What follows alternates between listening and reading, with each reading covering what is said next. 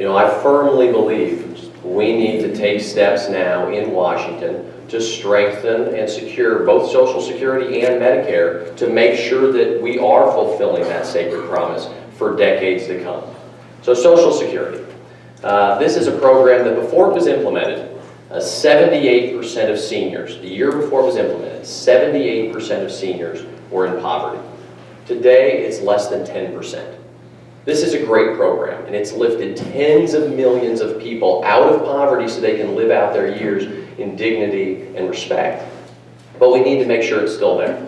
And so if we make some slight changes, if we lift the payroll tax cap right now, which would only affect at most 7% of people, the CBO estimates that we can fully fund this, completely fund it for at least another 60 years.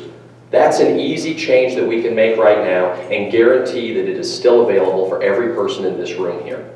With regards to Medicare, you know, this is again a wonderful program that does so much good for so many Americans. And there are some real easy changes we could make if our Washington politicians were not beholden to special interest. So one change right off the bat. If you make Medicare, or if you treat people who are duly eligible under Medicare and Medicare Advantage, and you pay them at the same rate instead of paying more under Medicare Advantage as we do now for the exact same treatment, it would save $150 billion over 10 years. If we require drug manufacturers to provide drug rebates for people who are duly eligible under Medicare and Medicaid, it would save $141 billion over 10 years.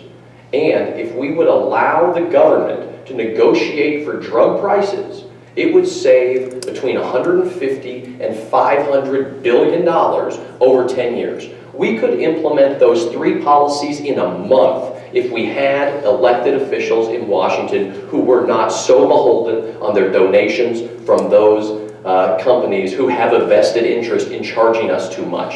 And those three changes would save between $500 billion and $1 trillion over 10 years. And we could make those changes right now. Thank you.